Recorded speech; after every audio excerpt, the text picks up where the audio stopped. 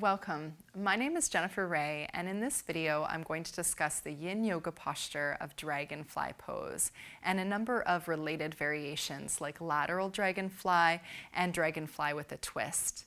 This posture is also sometimes called straddle pose. So this is a really great posture to open the legs. So the backs of the legs, the inner groin where the adductors lie.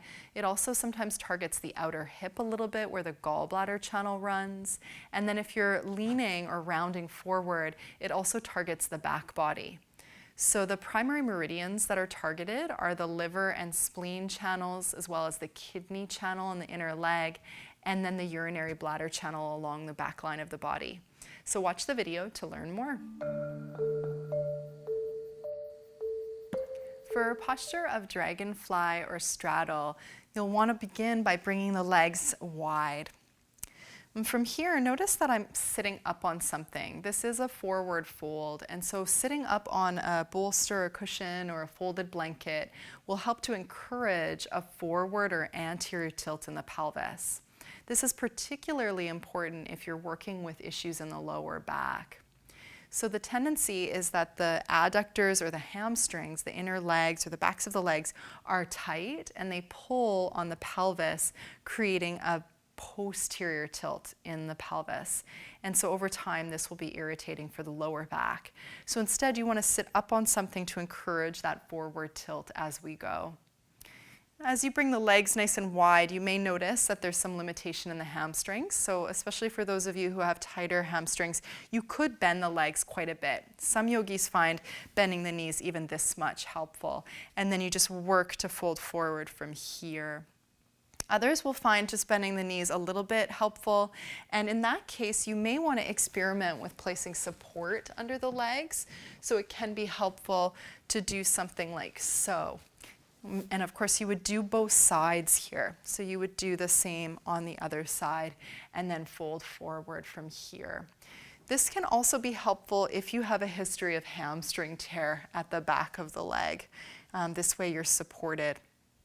As with all of the yoga postures, you'll want to ensure that there's never any pain. So if you're feeling any sharp pain, any sharp sensation, or any sensation that you identify as severe, then you'll want to slowly come out and take a variation or use some modifications with props. This is especially true in the knees as well. So if you're feeling any kind of sensation here in the knees, you'll want to support the legs. So once you've found an appropriate setup for you today, then you begin to fold forward. If you're dealing with some issues of sciatica or even lower back pain, issues of herniated disc or other lower back injury, you'll want to limit the forward folding. You can keep the spine upright and just work the activation in the legs. If you want to bring the targeting into the back of the body where the urinary bladder channel runs, then you can begin to round the spine as you fold. Remember, if you're rounding forward, to not collapse into the respiratory diaphragm. Keep that area open in order to free the breath. As you round forward, you can drop the head as long as that's comfortable for the neck. So if you have a history of whiplash, for example, that may not be very supportive or comfortable. And in that case, you'll want to support the head. So you could use a block, for example, supporting the head this way. Some yogis enjoy using a prop underneath them. So you could use a bolster, for example, underneath the head. Like so, placing the bolster lengthwise and then supporting the forehead. And once you've found a place that is comfortable, you can stay for a number of minutes. So just allowing over time the pressure in the tissues. And then eventually, as you come out of the posture, placing your hands on either sides of the legs and drawing the legs together. So this posture primarily targets the inner line of the leg, which is where the liver, kidney, and spleen channels run. And then if you're rounding forward, the urinary bladder meridian runs up along the back line of the body.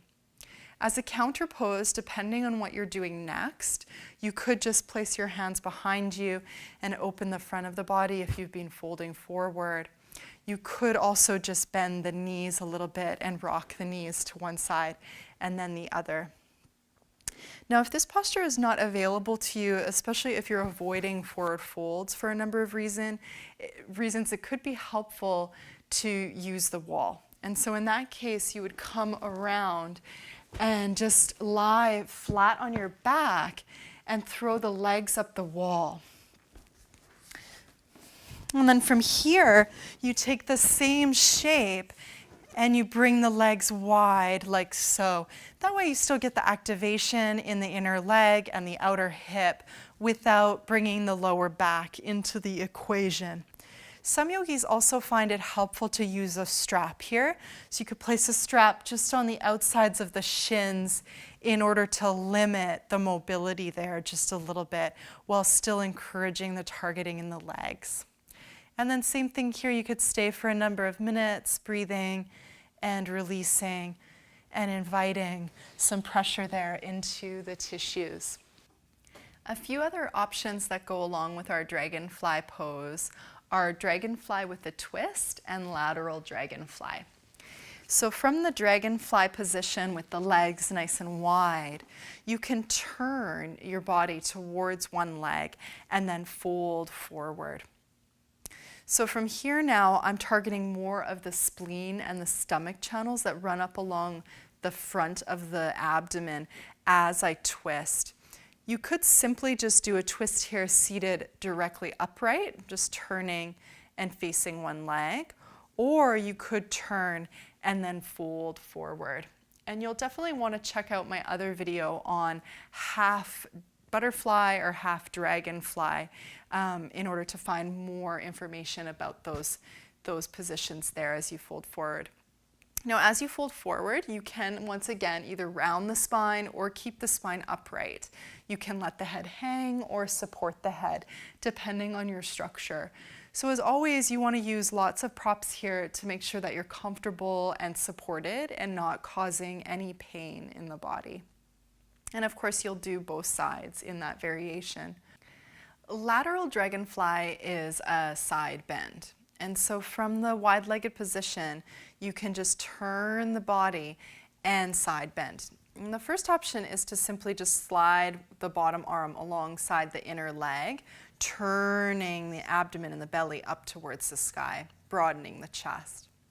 From here, there is an option to draw the upper arm overhead, which helps to lengthen this whole lateral plane. Okay, so the gallbladder channel runs up alongside the lateral aspect of the body. So you'll be targeting the gallbladder channel, doing the side bend. You could also help to open the heart and the lung channels, as well as the physical organ of the heart and the lungs as you open the chest to the sky. You can support the head with the bottom hand like so. Some yogis like to use a bolster here supporting the head. So do again what feels really comfortable and appropriate for your body. Some yogis like to keep the upper arm overhead this way. Others like to support the head and really work the poking of the upper elbow towards the sky. So find something that's comfortable for your neck and your shoulder. Others still will just enjoy placing the hand down behind them or just alongside the body. So find a place that feels really comfortable here and then really encourage the breath into the side waist. So feel the expansion of the intercostal muscles and the lung tissue as you hold the pose. And then slowly coming out, and of course you would do both sides. I hope that helps you with the yin yoga postures of dragonfly, lateral dragonfly, and dragonfly with a twist. Be sure to get over to jenniferraye.com to sign up for my mailing list, and I'll be sure to send you more yin yoga resources. Thanks so much for watching, and namaste.